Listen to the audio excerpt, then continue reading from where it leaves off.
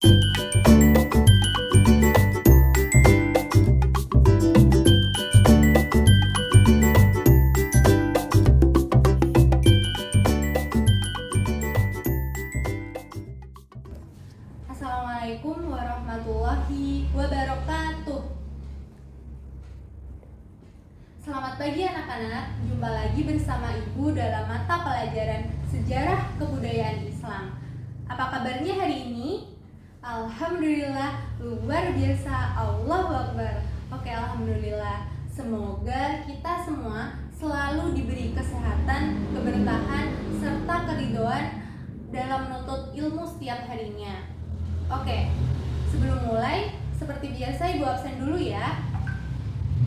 Yang pertama, Adit Mustafa, Aisyah Aura, Ali Syahrul Anam, Arini Latifah, Bella Rizkia, Caca Putri, Galih Pratama, Hasna Nur Aini, Ladinia Arona, Marsha Anggraini, dan terakhir Yudhistira Adiaksa. Alhamdulillah, hari ini ternyata masuk semua ya. Oke. Sebelumnya Ibu pengen cerita deh. Anak-anak ada yang dengar gak sih kalau saat ini udah memasuki musim hujan? Iya, jadi di semua kanal berita itu memberitakan kalau intensitas hujan ini lagi lebat-lebatnya. Kemungkinan terjadi sampai pertengahan Oktober. Apa sih akibatnya? Akibatnya banyak sekali terjadi bencana alam, terutama di kota Bogor. Apa aja itu? Ada banjir, ada tanah longsor, dan bahkan yang sangat parahnya memakan korban jiwa. Sebenarnya itu apa sih? Tentu saja sebenarnya itu semua berasal dari Allah Subhanahu wa Ta'ala. Entah itu peringatan untuk kita, entah itu ganjaran atas semua perbuatan kita terhadap alam. Karena seperti yang kalian ingat nggak coba? Kalau selain hablum minallah, hablum minannas, kita juga ada hablum minal alam. Sehingga udah menjadi kewajiban kita untuk menjaga alam. Karena nggak bisa dipungkiri kalau bencana alam terjadi itu salah satunya juga karena akibat dari perbuatan manusia. Misalnya dari banjir aja nih. Apa sih yang menyebabkan perilaku manusia yang menyebabkan banjir? Coba Ali. Iya benar, Ali mengatakan buang sampah sembarangan. Selain itu ada yang bisa lagi? Iya Caca? Iya benar. Salah satunya lagi adalah penebangan pohon liar, penggundulan hutan dan lain sebagainya. Sehingga itu kayak menjadi sebab yang sangat terlihat, yang dimana sebenarnya kita bisa menghindarinya. Terus apa sih yang bisa kita lakukan? Anak-anak, Ibu benar-benar sangat menekankan kepada kalian semua untuk bisa membuang sampah kepada tempatnya, mengurangi pemakaian plastik, dan hidup secukupnya. Karena Allah sendiri juga suka kepada makhluknya yang berperilaku cukup dan tidak berlebih-lebihan. Gitu ya. Oke, terima kasih. Sebelum kita memulai pelajaran pada hari ini, Ibu punya suatu permainan biar kalian pagi-pagi nggak bosan dan nggak ngantuk ya. Permainannya adalah kita menarikan atau memberikan gerakan sesuai dengan lagu Marina Menari di Atas Menara. Ibu contohkan gerakannya. Kalau Marina begini, Marina menari di atas menara. Di atas menara, Marina menari. Gitu ya, bisa ya? Oke, kita mulai. 1, 2, 3. Marina menari di atas menara, di atas menara. Marina menari, menari Marina di atas menara, di atas menara. Menari Marina. Wah, itu ada yang salah ya? Siapa yang salah? Yudis, oke. Berarti konsentrasi kalian udah sedikit buyar ya, kita ulangi sekali lagi. 1, 2, 3. Menari Marina di atas menara, menara, menara. Menari Marina, Marina menari di atas menara, di atas menara. Marina menari. Oke, tepuk tangan. Perlu sekali lagi nggak sih? Oke, sekali lagi ya. 1, 2, 3. Tapi ini kalian yang gerak ya. Ibu hanya nyanyi. 1, 2, 3.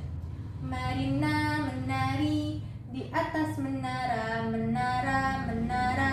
Menari Marina, menari Marina. Menara, menara di atas menara. Marina menari. Oke, tepuk tangan.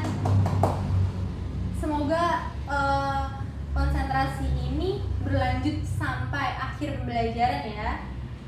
Baik.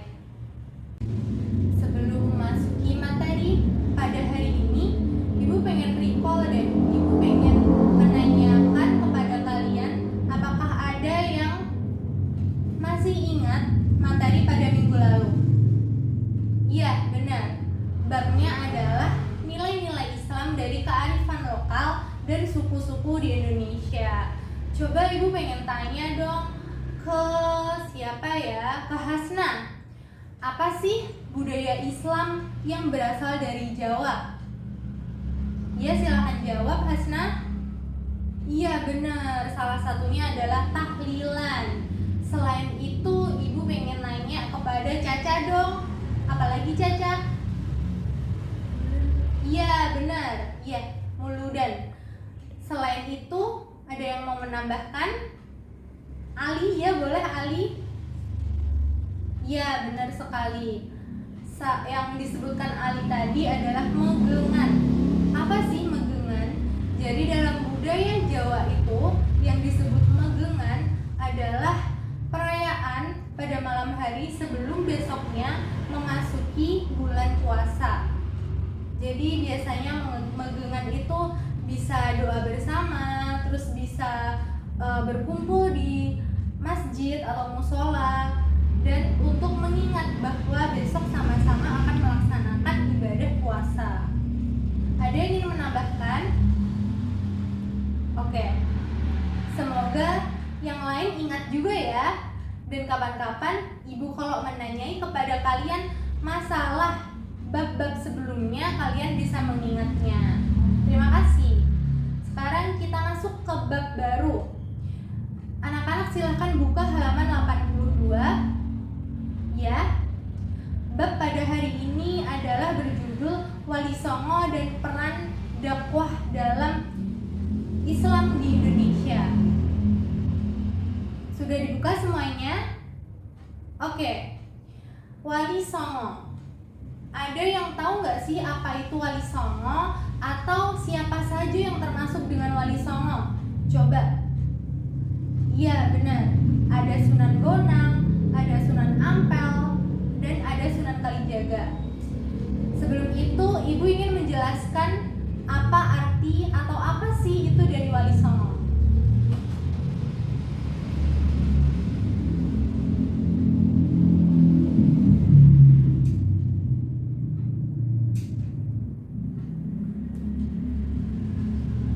Wali Songo. Sebenarnya Wali Songo itu terdiri dari dua kata. Yang pertama adalah wali dan yang kedua adalah songo. Wali sendiri itu sebenarnya adalah kata dari bahasa Arab waliullah yang artinya wakil Allah. Jadi wali ini berasal dari bahasa Arab waliullah yang artinya wakil Allah. Sedangkan songo ini adalah bahasa Jawa yang dalam bahasa Indonesianya artinya 9. Jadi dapat diartikan Wali Songo itu adalah 9 wakil-wakil Allah. Secara istilah, Wali Songo ini adalah 9 manusia yang utusan Allah atau wakil Allah yang berada di Indonesia atau Nusantara, khususnya di Pulau Jawa, dan mereka-mereka ini adalah ditugaskan atau memiliki tugas untuk berdakwah atau menyebarkan agama Islam di Pulau Jawa khususnya dan di Nusantara secara umum. Kemudian siapa aja sih Wali Songo ini? Nah, beberapa udah disebutkan kan oleh teman-teman kalian tadi, tapi sebenarnya Wali Songo ini ada 9. Ibu mau mengenalkan satu-satu dari wali ini ya. Yang pertama adalah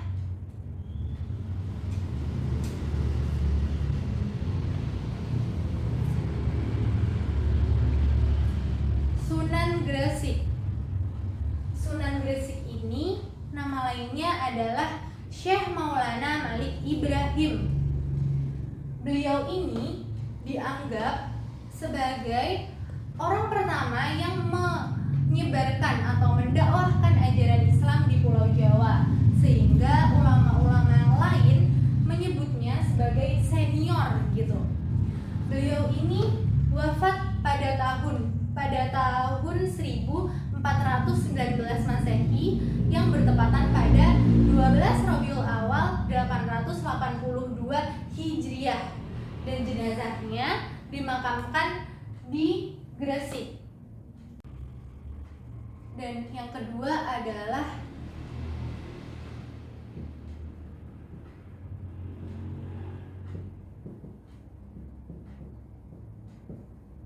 Sunan Ampel.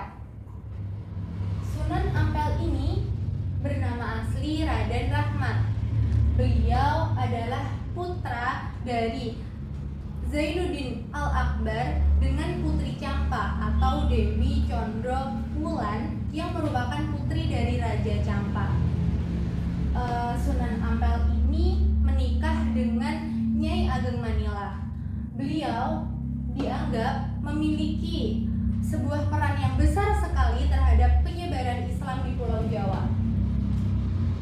Sunan Ampel ini memiliki pesantren yang terkenal namanya Ampel Denta, pesantren Ampel Denta di Surabaya. Nah, beliau wafat pada tahun 1481 Masehi dan dimakamkan juga di Ampel. Yang ketiga,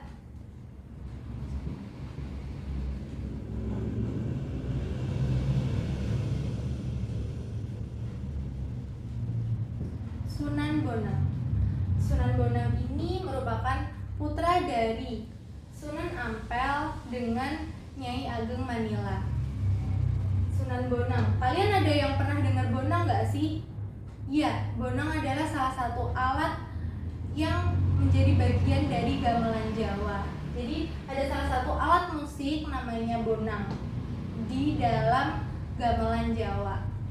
Beliau ini memiliki banyak sekali peninggalan-peninggalan kesenian atau ajaran-ajaran kesenian. Sunan Bonang wafat pada tahun 1525 Masehi dan dimakamkan di Tuban. Yang keempat,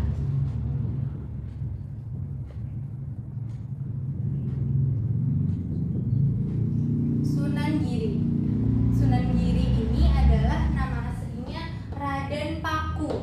Beliau dakwah di daerah Giri dan sekitarnya. Sunan Giri ini terkenal yang mengirimkan dai-dai ke luar Jawa seperti ke Madura, ke Ternate, ke Tidore untuk menyebarkan ajaran Islam. Beliau wafat pada tahun 1502 Masehi. Yang kelima,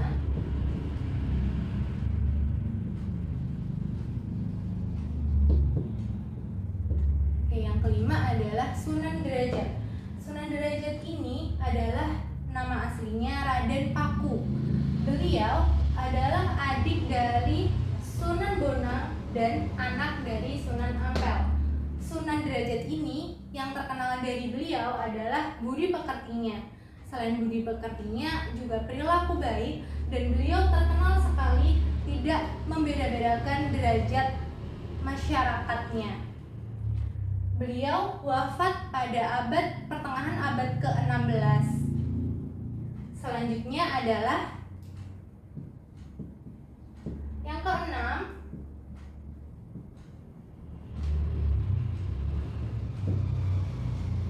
Sunan Kalijaga. Masih konsentrasi semuanya? Oke. Sunan Kalijaga ini nama aslinya Raden Syahid ya. Nah, beliau adalah putra dari salah satu tumenggung Wilwatikta yang pada saat itu pada masa kerajaan Majapahit, dan ayahnya ini menjadi Bupati Tuban. Nama Kalijaga ini sebenarnya berasal dari bahasa Arab yang dibaca gini, Hadi Zaka. Hadi Zaka ini artinya adalah pemimpin yang mengedepankan kebersihan dan kesucian. Beliau juga terkenal sebagai sunan atau ulama yang tegas sekali. Sunan Kalijaga menikah dengan istri namanya Dewi Saroh dan memiliki 3 anak. Salah satunya yang pertama adalah Sunan Muria, yang kedua adalah Dewi Ruqayyah, dan anak yang ketiga adalah Dewi Sofia.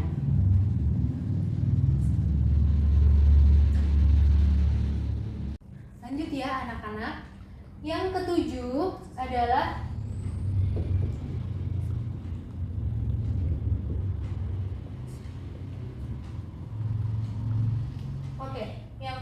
Sunan Kudus. Sunan Kudus ini bernama asli Ja'far Shiddiq ya. Nama aslinya Sunan Kudus adalah Ja'far Shiddiq. Beliau dakwah di daerah Kudus dan sekitarnya. Menurut suatu riwayat, Sunan Kudus ini memiliki hubungan silsilah dengan Nabi Muhammad SAW. Terus apa sih yang terkenal dari Sunan Kudus ini? Jadi Sunan Kudus ini terkenal akan kepintarannya atau kecerdasannya, akan banyak sekali ilmu. Salah satunya ada fikih, lalu ada usul fikih, hadis, tafsir, dan logika. Nah, berkat kepiawaiannya dalam banyak sekali ilmu ini, beliau dijuluki dengan Waliyul Ilmi. Kenapa sih kok beliau dijuluki dengan Waliyul Ilmi? Karena beliau terkenal menguasai banyak sekali bidang ilmu yang bermanfaat juga dalam dia berdakwah Islam untuk masyarakat. Begitu.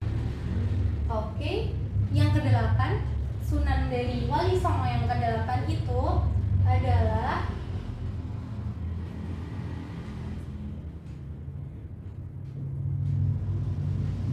Sunan Muria. Kelihatan ya? Jadi Sunan Muria ini bernama asli Raden Umar Said. Beliau adalah putra dari Sunan Kalijaga. Sunan Muria ini adalah sunan yang paling muda dari 9 wali-wali di sini. Jadi dalam Wali Songo ini yang termuda adalah Sunan Muria. Beliau ini terkenal gemar sekali dakwah di tempat-tempat terpencil dan mengadakan majelis dakwah untuk menyebarkan agama Islam, itu untuk pedagang, nelayan, serta rakyat biasa. Dan yang terakhir atau yang ke-9 adalah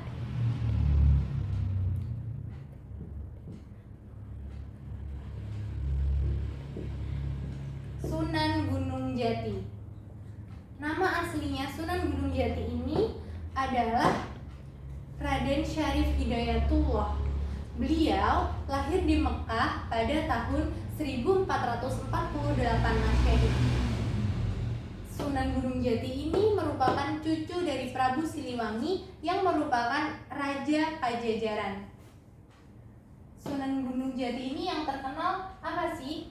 Jadi beliau ini fokus dakwah di daerah Banten, Majalengka, Cirebon, dan sekitarnya.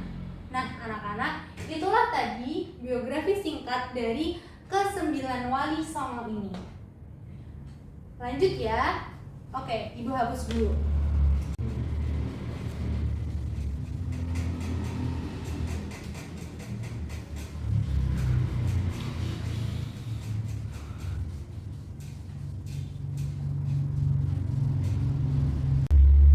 Anak-anak, kita masuk ke topik baru ya. Judulnya adalah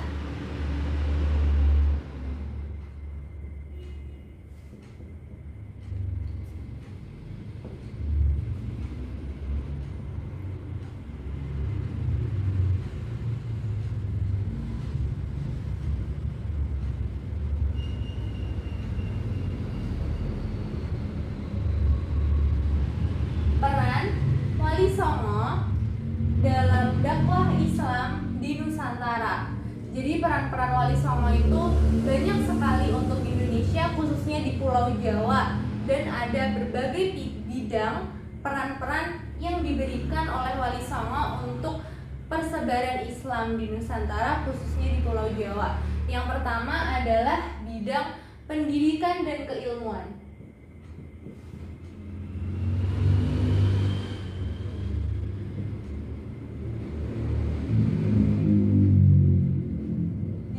Pendidikan dan keilmuan ini, siapa sih wali yang berperan?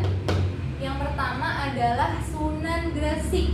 Sunan Gresik atau Syekh Maulana Malik Ibrahim ini, beliau mendirikan suatu pesantren yang ada di Desa Gapura, Gresik, Jawa Timur. Lalu yang kedua ada Sunan Ampel. Sunan Ampel ini, beliau juga mendirikan pesantren di Ampel Denta, Surabaya. Kalau nggak salah, pesantren ini sampai sekarang masih ada peninggalannya, masih ada masjidnya. Jadi masih dibuka untuk umum. Jadi kalian bisa berkunjung ke peninggalan Sunan Ampel ini. Kemudian yang ketiga ada Sunan Bonang. Sunan Bonang selain terkenal akan seninya atau bakat seninya, beliau juga terkenal sekali sebagai ulama yang piawai akan berbagai bidang ilmu. Salah satunya ada fikih, lalu usuluddin, ada tasawuf, serta arsitektur. Yang kedua bidang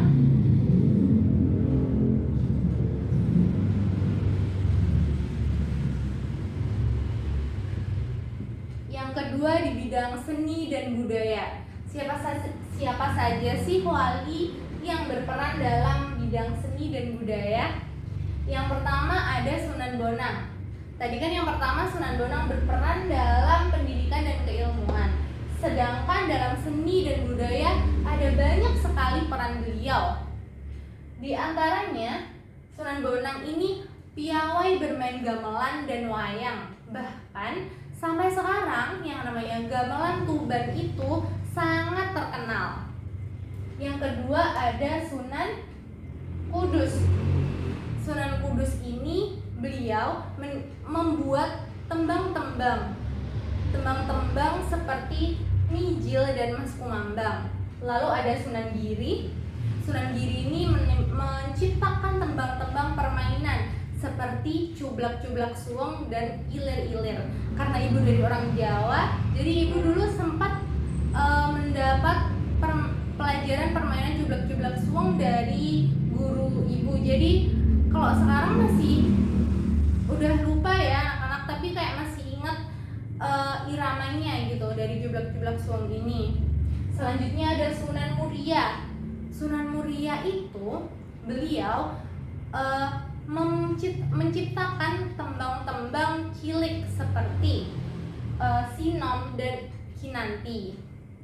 Dan yang terakhir ada Sunan Kalijaga. Beliau itu sudah pasti terkenal akan perannya atau jasanya dalam adat istiadat, seni, dan budaya di Indonesia, khususnya di Pulau Jawa. Beliau ini sangat piawai sekali bermain peran dan yang mempopulerkan wayang kulit, wayang orang, serta beliau pandai sekali bermain gamelan. Jadi dalam gamelannya itu beliau menyisipkan lagu-lagu Islam atau bernuansa Islami, sehingga masyarakat itu tidak merasa ada sesuatu hal asing yang masuk ke adat istiadat atau budaya dia. Sunan Kalijaga berusaha untuk memasukkan Islam dengan cara damai atau dengan akulturasi budaya dengan budaya-budaya yang dimiliki oleh masyarakat pada saat itu. Yang ketiga, dalam bidang sosial dan kemasyarakatan. Yang pertama ada Sunan Ampel. Jasanya yang terkenal adalah beliau mempersatukan hubungan kekerabatan melalui ikatan perkawinan antara siapa? Antara dai-dai dan ulama lokal dengan putri-putri penguasa atau putri-putri raja pada kerajaan-kerajaan di sekitar lokasi atau di sekitar Pulau Jawa. Nah, apa sih manfaatnya atau keuntungannya diikatnya tali perkawinan antara mereka? Jadi dengan diikatnya tali perkawinan ada suatu hubungan yang memungkinkan ajaran Islam atau syariat Islam juga ikut tersebar ke daerah-daerah kerajaan tersebut, sehingga anak-anak otomatis ajaran Islam itu meluas dan Islam pun menyebar. Selain itu, jasa atau ajaran yang terkenal lagi dari Sunan Ampel yang lain adalah ajaran Molimo. Yang pertama ada Moh Madat, Moh Madon, Moh Main, Moh Ngombe, dan Moh Maling. Yang artinya adalah tidak mau berzina, tidak mau berjudi, tidak mau mabuk-mabukan, tidak mau memakai obat-obatan terlarang. Dan yang kedua ada Sunan Derajat. Yang terkenal dari Sunan Derajat adalah kepedulian beliau atau ketulusan akan perhatian beliau terhadap masyarakatnya. Beliau terkenal sangat bijak sekali dan tegas serta tidak mau membeda-bedakan masyarakatnya. Beliau memperhatikan bagaimana masyarakatnya berkehidupan sehari-hari sehingga terkenal akan kedermawanan dan kebaikan hatinya. Lalu yang ketiga ada Sunan Kudus. Sunan Kudus ini mengajarkan cara-cara menggunakan alat-alat rumah tangga. Selain itu, beliau juga mengajarkan ilmu-ilmu yang bisa mereka lakukan untuk hidup sehari-hari. Misalnya selain ilmu pertukangan, terus ilmu kerajinan emas, ilmu ukir, dan sebagainya. Selain itu, sifat Sunan Kudus ini yang terkenal adalah beliau sangat toleransi dan ramah serta sabar. Walaupun ramah dan sabar, namun beliau ini juga memiliki sifat tegas dalam berperilaku terhadap masyarakatnya. Lalu yang keempat, bidang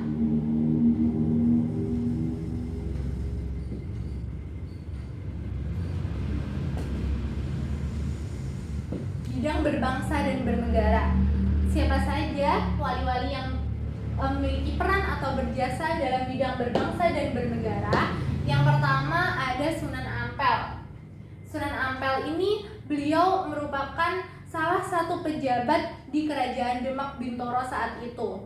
Jadi peran beliau di situ, beliau memberikan saran-saran atau sebuah strategi serta penasehat untuk Kerajaan Demak Bintoro pada saat itu ya. Dan yang kedua ada Sunan Kalijaga. Sunan Kalijaga itu memiliki posisi yang penting sekali di Kerajaan Demak. Beliau juga berperan dalam memberikan strategi, taktik, serta menjadi penasehat pertama Sultan ya. Jadi Sunan Kalijaga itu merupakan salah satu pejabat tinggi di Kerajaan Demak pada saat itu. Dan yang terakhir ada Sunan Gunung Jati. Apa sih jasa-jasa dari Sunan Gunung Jati? Jadi Sunan Gunung Jati itu terkenal sekali sebagai seseorang yang memiliki jaringan yang luas. Kalau sekarang kita menyebutnya orang dalam gitu ya, karena dia memiliki relasi yang luas terhadap tokoh-tokoh penting. Jadi beliau mampu menjaga kedaulatan politik di daerah beliau pada saat itu. Jadi keempat bidang ini, semua Wali Songo memiliki peran-peran yang sangat penting sekali untuk kemajuan Islam di Nusantara pada saat itu. Nah, sekian pemaparan materi Ibu tentang bab Wali Songo pada hari ini ya.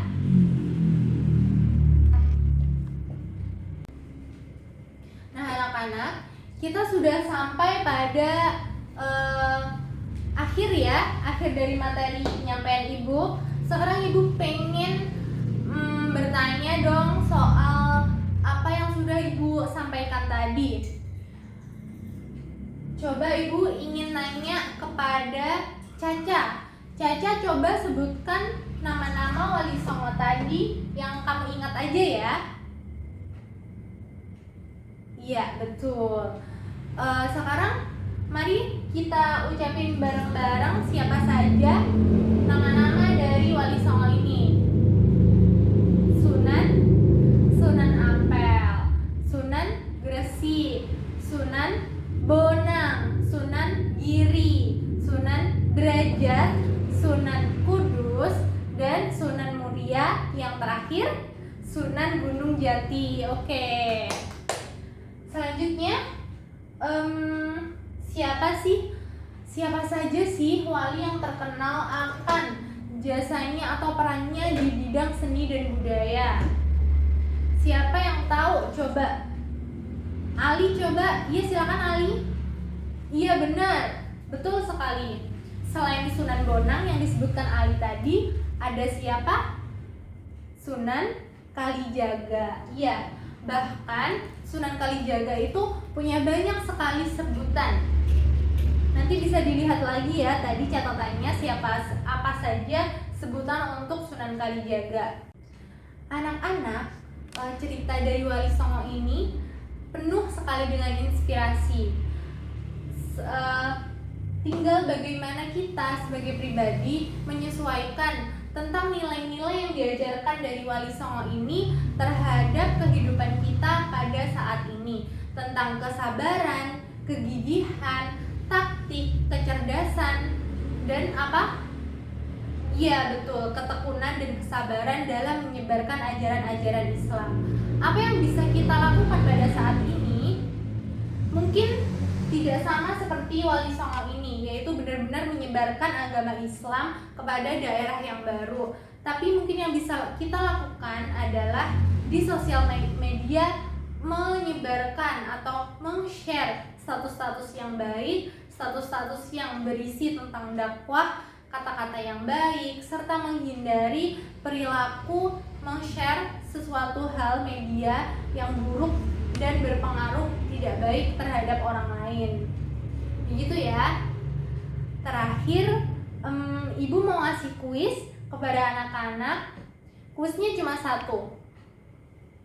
Perhatikan ya. Jadi kuisnya adalah pilihlah salah satu dari 9 Wali Songo ini, kemudian tuliskan kembali cerita atau biografi singkat dari salah satu Wali Songo yang kalian pilih. Terus sertakan alasannya kenapa kalian suka sama wali yang kalian tuliskan itu. Begitu ya. Sudah jelas? Ada yang ingin ditanyakan? Oke, sudah jelas ya semuanya. Anak-anak, sekarang sudah sampai pada akhir pertemuan. Ibu berterima kasih kepada kalian semua yang mau memperhatikan pelajaran Ibu hari ini. Dan jangan lupa untuk mengulang-ulang cerita SKI atau bab-bab yang ada di dalam SKI, salah satunya di Wali Songo ini, karena biasanya SKI itu kita tidak akan ingat kalau tidak memahami jalan ceritanya. Begitu ya. Baik, terima kasih atas perhatiannya.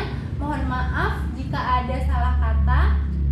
Wassalamualaikum warahmatullahi wabarakatuh.